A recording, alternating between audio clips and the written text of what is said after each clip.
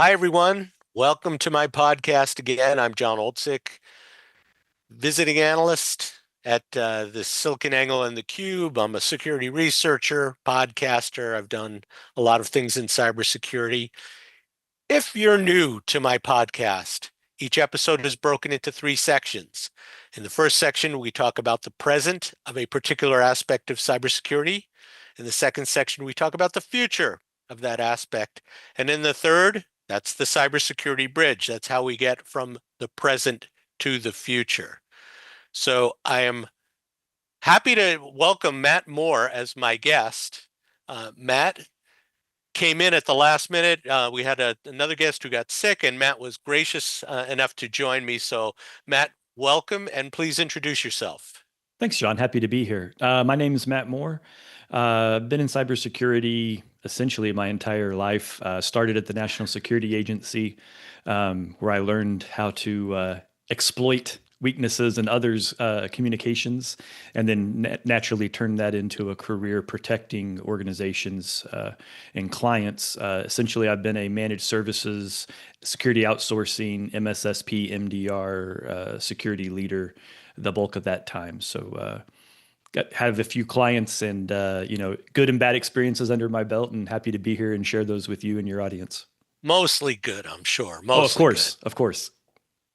So, before we get started, are you ready to play cybersecurity trivia? Sure, let's do it.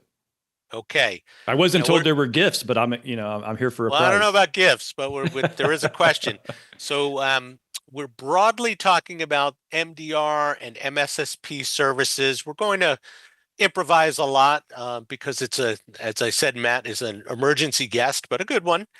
And so my question is this, Matt, according to a company named Research Nester, who I don't know, but I looked up, they're legitimate. The MSSP market in 2025 is 25 billion, 30 billion, 36 billion, or 42 billion. Hmm. Interesting. It's a pretty tight set of windows, and I can't go with $1. So I think I'm going to go with C. C, 36 billion. That's my answer. Well, if there were gifts, you'd be getting them because you're correct. And you're joining an elite group. You're only the third out of either 9 or 10. This is either my ninth or 10th podcast, and you're only the third to get there. Let's go. So let's talk about MSSP services in general. So where are we today? It's the world is interesting. The requirement, the expectation of clients continues to shift, right? So there was a point in time where clients just expected the bare minimum, and then we went through different gyrations where clients expected an outsourcer to do everything, an MSSP to do things that only a true outsourcer could do. All of the different regulatory requirements, and then you've got new changes, things like you know SOAR became a big challenge, opportunity, but also a challenge because at what point do you give over which parts of your operation, and do you automate, and do you trust an outside agency to do those things on your behalf? And that's kind of where MDR kind of came in that same space. I've had many clients ask me, Matt, how much of this can you do for me? And I was like, well, how many letters in SOAR are you going to let me go? Are you going to let me, do the O or the A or also the R?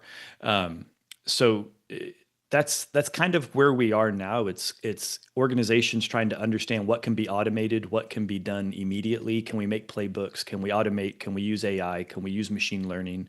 And then what is that internal organizational appetite for that relinquishment of day-to-day operational activities? Now, Matt, I get the 7 by 24 notion. So I'm in the Boston area. I can staff a SOC from 8 a.m. to 6 p.m. or something like that, and I need extra time. But beyond that, is it that we need the skills? Is it that because what I'm seeing a lot is people throwing up their hands and saying, this is just too complex. I can't do it anymore. Is that the sense that you're getting? Yeah, I mean, we talk about the talent shortfall. That's an ongoing conversation. All of the different reports will tell you how many hundreds of thousands of cybersecurity vacancies there are at any given time. Uh, you know, a simple example is an organization goes out and buys a SIM, and no offense to any of the SIM vendors out there, but the SIM, the white papers and the technical documents tell you all of the problems that the SIM solves for. Well, then you buy the SIM and then you turn it on out of the box and all you have is a bunch of flashing red lights, right? And you don't know what to do with all of the flashing red lights because there's a certain requirement to make that SIM unique to your environment. You have to tune it. You have to, rationalize the information. There's so much data flying around. We have too much of it. It's not that we don't have enough information. So that's to me, that's the problem. Is it's not about do we have enough hands? It's are the hands able to do the things that you need in the moment that you need it? Okay, so I'm going to turn this around because you're a unique guest to talk about this. So we're talking about what the customer is, so what's going on the demand side. What's going on the supply side? So how does an effective MSSP, what does it look like? An effective MSSP is Or one. MDR Yeah, provider? sure. Yeah, I don't. Yeah, obviously there's some differences between the two, but we'll talk about them as the same thing for the purposes of this. I think an effective MSSP or MDR provider is one that's able to adapt to and adjust to a unique requirement of a client while still bringing the breadth and broadness of a large client base, right? So it's like, is the MDR big enough and small enough at the same time? And how do you walk that line between the two? A friend of mine who was at an MDR provider said this to me, and I want your feedback on it. He said it's easy for an MDR, or I guess an MSSP, to go from 0 to 10 million. It's really hard to go from 10 million to 20 million. So what's your Yeah. interpretation of that? I think that's actually in line with what I was just saying. Getting your first couple of clients is easy to do. Um, you've got to, get past your, how do I get my first client? That's the hardest client because you have no quals, right? You can't prove that you know what you're doing until you have a client that is willing to take a chance on you. But once you have that first, 4, 5, 10, 20 clients, it's not really hard. The problem comes up whenever you start having all the varying technologies, right? So your first three clients are all running SiliconANGLE. Um, cool. Well, then your next client is running QRadar. And then you've got a client that wants to run this tech and wants to run that tech. And you start getting all of the different technologies. Well, now you can't scale the talent you have within your team because everybody has to be hyper specialized for all the different needs of these clients. And then you get into client, industry vertical nuances, right? So you had, a lot of times you start getting light clients in the early days. So you end up with a lot of banking and finance clients, or you end up with a lot of manufacturing clients, right? Well, then what happens when you get a communication client or a transportation client and their needs are different, their regulations are different, all of their expectations, the terminology they use, everything changes. But they have an expectation that you're going to fully white glove everything you do so that it matches their consumption needs. Well, now you have translation problems, you have data problems, your data is organized differently, you're reporting it differently. All of that churn is what kills an MDR or an MSSP because churn is money. Churn is people that you're having to waste to do translations and differentiations. And when I was at ESG, a colleague of mine found that organizations, especially enterprises, often have multiple MSSPs or MDR providers, and there is a lot of churn. So that tells me that the market is in a state of immaturity, or at least generally in a state of immaturity. What do you think? That's an interesting question. I don't know. I don't know if it's the market that's immature or if it's the clients that are immature, to be honest. Um, Clients, I experienced in one of my past roles where I was running a pretty large international MSSP organization. Um, we had clients that were very open about the idea that, look, hey, this is only for one contract, and we're not gonna keep you. They just swap providers by default. That's their methodology, and they do that as a way to quote unquote not get caught or not get stuck in bad tech or old methodology. So rather than have an expectation that your partner's going to grow with you, you have an expectation you're just going to move from partner to partner, which takes away the ability to really create client intimacy and a real trusted advisory kind of relationship with those clients, because you're moving on and you're spending all of your time on client acquisition rather than client retention. That's an interesting angle because what I've found is that CISOs want those longer term relationships, but oftentimes there's mismanagement, there's contractual disputes, there's service level disputes, who's responsible for what. And then, as you indicated with your SOAR comment, once you get into things like response, now you're into the IT organization, not just the Right. security organization, Or the and that, business, not or the maybe. business, Yeah. and that demands another level of cooperation, another level of coordination and communication. So that gets dicey too. Yeah, you're certainly right about the CISO thing, right? Like all of my, brothers and sisters out there that are chief information security officers, it's the most interesting personality. I don't know what you use, like an avatar, right? CISOs hate salespeople. CISOs hate to involve themselves with procurement and the whole process. So once they have somebody as a human that they feel comfortable with, they want to hold on to that with their, with their GI Joe kung fu grip as long as they can. Um, but like you said, it's all of the other parts around it that become problematic. And I don't know if that's an indication that the CISOs and procurement aren't well linked, or if maybe it's the MSSPs aren't doing a good job in keeping their relationships with the other parts of the organization outside of the chief information security officer. Maybe, I kind of just flippantly said that the clients are immature. Maybe it's an immaturity broadly on the MSSP MDR orgs that we don't know how to create relationships outside of our primary swim lane. Maybe because we're all kind of CISOs at the end of the day also, so we get a hold of that client person that we connect with, and then we take for granted the rest of the organization. That's entirely possible also.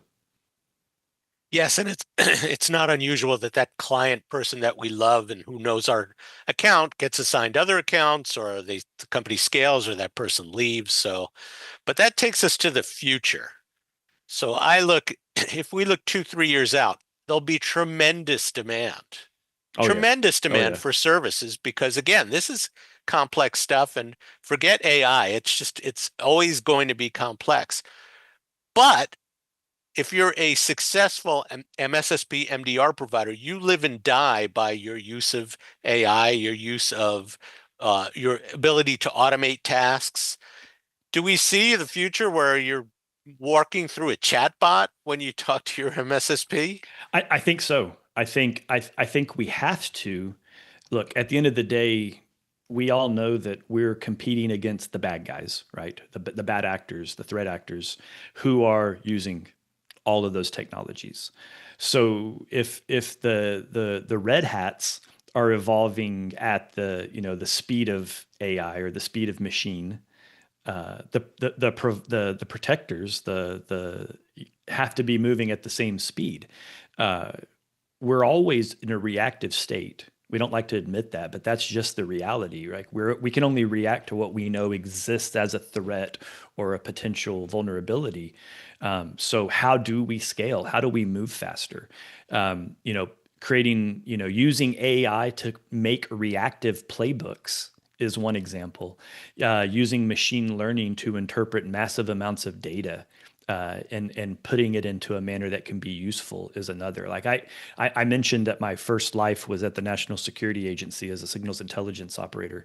Um, I cut my teeth literally on the concept of intelligence. And intelligence means, as I was taught, is information that's relevant, actionable, and useful and consumable.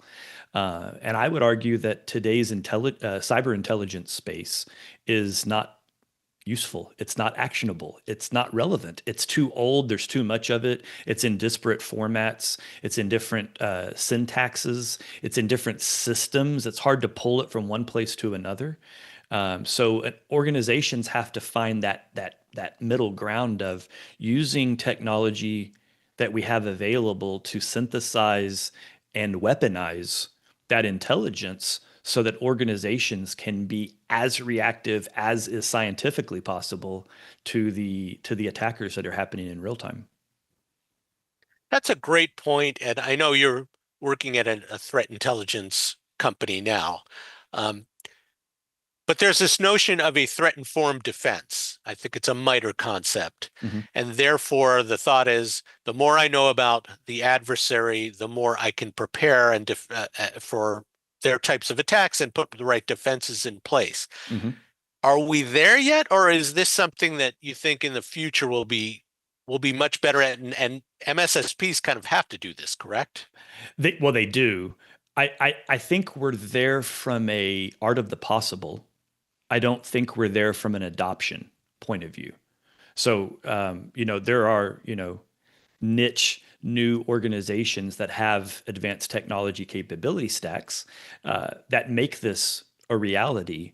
But it's the ability to tell this story, get this idea into all of the security providers and security organizations' hands, and give them that empowerment and that enablement to be fully reactive, right? Like I think that I made the joke earlier about my kung fu grip, right? The follow on or the book into this is knowing's half the battle, right? And to your point of knowing what threats are out there and what the bad guys can do is relevant and important. You can't protect against something you don't know is coming, and you also don't want to protect against something that isn't coming, right?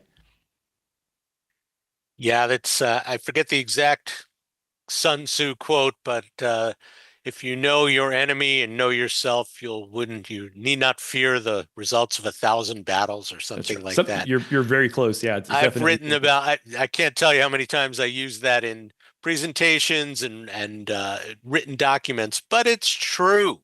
If you know what the enemy is doing, then you can defend accordingly. And so do you see a day where we go from threat intelligence to automated defenses, new configurations, new detection rules to Absolutely. automated red teaming? So do you, Yes. I mean, this is kind of blue sky futuristic, but what do you see? I absolutely see that. I see I mean, I'll use a personal non-cyber example, right? So we all have our friendly chat groups, right? Where we have friends or colleagues and we kind of just keep a casual conversation running. I witnessed for the first time yesterday, two of my friends both using AI surreptitiously to empower their disagreement that they were having in real time in a chat group. So if I just watch two friendlies do this to each other, there's definitely the real outcome where we're going to be doing this in a constant manner. There's going to be a war of AI, and not in a war in a military sense, but in a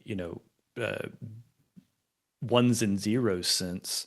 And it's simply going to come down to which organization has better command and control of AI's capabilities, who's more willing to use it, who's more invested to use it, and who is has set up their environment such that it can be well managed. The trick is always going to be at what level of human oversight is happening, right? Is it as simple as creating playbooks the human has to look at it and then release it? Right. Well, then how long until we have a secondary AI that's doing the QA/QC to validate the release, and then a human's just reviewing the release after the fact, right? And then at what layer do we layer AI on top of that to do the after action QA/QC? And at some point, I don't know how many generations we're talking about, but I can certainly see a time where, you know, I don't want to throw out a number because I hate doing that, but some 80, 90% of cybersecurity activities are going to be automated. Now, whether that means automated in that the playbook was written in the moment or that it was simply released under a if then kind of language, but we're certainly going to iterate towards that. And it's probably going to accelerate, not move in a straight line like we have been right now. Certainly that's the future of the MSSP and MDR market, because again, that you have to be able to scale your business, and you'll have to Exactly. automate to scale. Do you see a future? And so I've been doing a deep dive on cybersecurity and healthcare. Okay. And there is so much new technology in healthcare, AI and non-AI, that it's adapting or evolving very quickly. Do you see a future where MSSPs, MDRs kind of they're forced to, or they want to specialize in specific vertical industries? Absolutely. I think that's going to be probably one of the greatest enablers in this evolutionary leap. My experience has shown me that the two laggards with regards to cyber adoption is healthcare and the legal environment, right? Attorneys and doctors are the slowest adopters of technology. But obviously, as we're graduating more and more younger doctors, as an example, in the healthcare space, that adoption will start to speed up. But you obviously have a massively different landscape. You have that IoT, OT environment in a hospital where you have just an innumerable amount of devices that are attached to the network, all for the right reasons to provide patient support and patient service, and it's ostensibly saving lives. But how do you protect that and ensure that not just the devices are available and online when they need to be, but that the values haven't been changed, right? Going back to the old CIA, confidentiality, integrity, and availability, right? How do we know that the last time that morphine drip was adjusted, it hasn't been altered and it's not dropping the wrong dosage of medication into a patient's blood veins? So, I mean, that space is a great example. Manufacturing's another. The defense industry, right? The military industrial complex is another great example. Banking has its own set of problems because of the integrity of your banking data sets. So each of those unique industries requires a specialized set of attention, and by the way, has a specialized set of attackers and threat actors that are moving against them because they have different interests and different needs and wants. Yeah, and that gets back to the threat intelligence and the threat informed defense and even predictive Absolutely. defenses. So let's move on to the cybersecurity bridge, where we talk about how we get from the present to the future. When I think of MDR, MSSPs, the first thing I think of is hiring. Right? We're all competing for the same people, and we talk about a future of automation. Some build the playbooks, or at least orchestrate the playbooks. Someone has to be smart about AI deployment and AI modeling and AI development. Yeah. So what do you see in terms of people? Are there new people that will be hired, or how do you see that? Yeah, absolutely.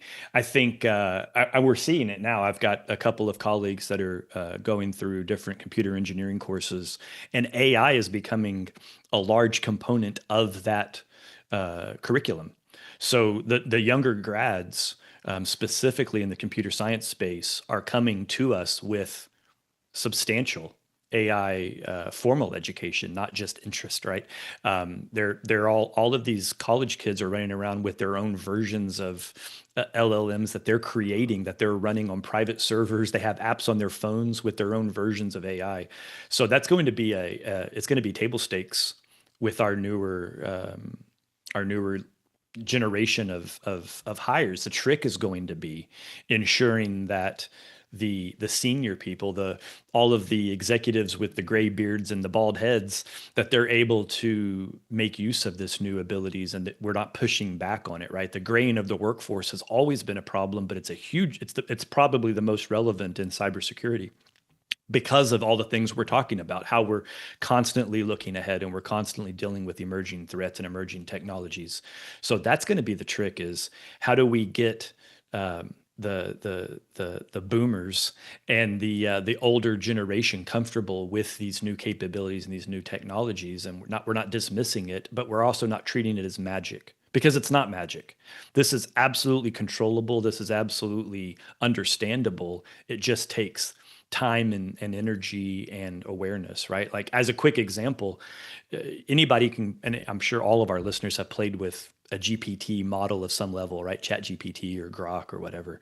And, just the thing, hey, draw a picture of this. And, the AI makes a model.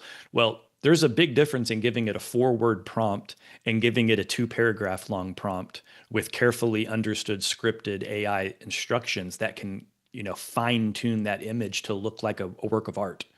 And that's, a picture, but it's an example of how capable and complete AI can be when the prompts are well understood, then the language is understood. Um, but at the sake of sounding like I'm kind of on a soapbox, the new version of programming and code writing is going to be AI prompting. It's not going to be fingers in the keyboard pounding out Python or SQL or C+. It's going to be talking to AI and having it guiding it into what it is that we need it to create for us. I couldn't agree more, Matt. And when I look at the future of the managed services market, I think one of the things that scares me is all of your customers will be developing their own AI applications. Yep. And therefore, there are just a multitude of new types of risks.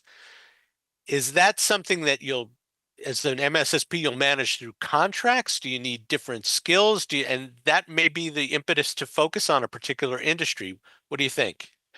So that's interesting. I had never really considered that. A lot of it comes down to scope, right? So, like we mentioned, kind of in the early part of the show, um, one of the challenges of the historical challenges of MDRs and MSSPs is scope. Where does my organization stop and yours begins, right? Where does the client have responsibility and where does the provider have responsibility? And now we're going to need to add AI into that mix, right? How many AI operations are running behind the scenes and what is the interaction with the things that we're doing? I think that's probably it's kind of like in the medical world where, drug interactions, right? Well, if you don't tell your doctor about all the meds you're taking, both prescribed and maybe recreational, it's impossible for that doctor to have a clear view of what the prescription that they're providing or that they're recommending to you is going to have. And I think we're going to see a similar situation here. If an organization isn't able to clearly articulate all of the activities that are spinning around behind the scenes, it's really going to be potentially disastrous to have AI models running rampant without understanding what else is happening, that they may butt up against. We talked about white glove services for MSSPs. And I'm wondering in the future, is that a very elite type of offering that's very expensive? So it's very expensive today because it's human based and Okay. humans cost money, and that's human cost is the primary, line item in an MSSP's P&L. At least in my experience, it always has been. We like to think our tech is what we lead with, but the tech becomes a small piece of the development costs, which actually turns into human cost. As we move into a more automated AI capable environment, I suspect those human costs will go down tremendously, which will allow a massive increase in that white glove treatment and that ability to deal with unique, industry verticals or geographies, right? You have the client. We all have these clients. Hey, I'm very special. I'm a snowflake client because I only do nonprofit. NGO work in Northern Africa for the education industry, right? Like, well, wow, how many unique verticals can you lay into the same organization? But obviously, with humans, that would be impossible because if you went and did a search for how many people have experience with all of those verticals together into one unique person, you're going to have four individuals, and they're all going to want $500,000 a year in salary. So that would make that white glove untenable. But with automation and the ability to bring the information that's relevant only to this client down, you can reduce the amount of signals that go into the environment, reduce the amount of alerting, and ultimately increase, genuine high fidelity reporting for a specific client as a provider. And that is that's the golden ticket to being of value to a client, right? The client doesn't want you to alert them all day, every day about all the noise that's happening. A client only wants to know when something happens that they need to act on or that you need to act on their behalf. So the more that we can help an organization get to that inflection point, that perfect equilibrium, right? That balance of the right amount of alerting with the right amount of filtration, the right amount of tuning, you get the most optimized security operations for a client. I hear that and I think, boy, that's going to take a lot of development so before we get to that automation stage, we're going to have to go and automate our internal processes, automate our ticketing system, automate our API calls to different customers, and then automate things like threat hunting and automate things like alerting. And I mean, now I know a lot of that's going on already, but am I right? Is that like to get to that next generation of AI-based MSSP services, it's going to take a big investment. It could, or you could find providers that have already slayed this dragon and have technology that plugs in and does some or all of these things for you, right? So you It's just become a a matter. master integrator.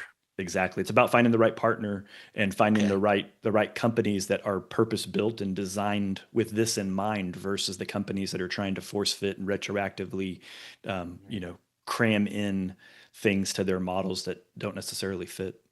Integrator and architect, I would assume. Yeah, That's interesting. absolutely. Yep.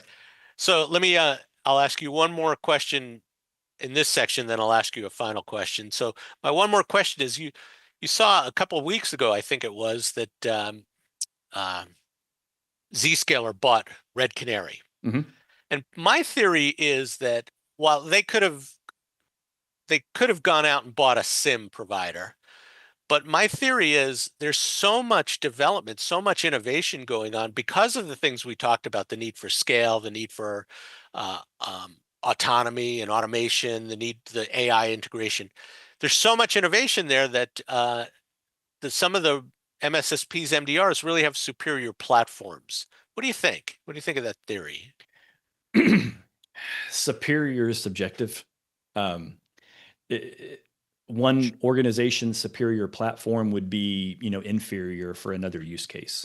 Um, I think in the Zscaler thing specifically, I don't want to get too far down the OT side of things, but I think Zscaler has a specific end goal in mind, and there seems to be a cyber opinion that I don't share that OT is uniquely different from IT security.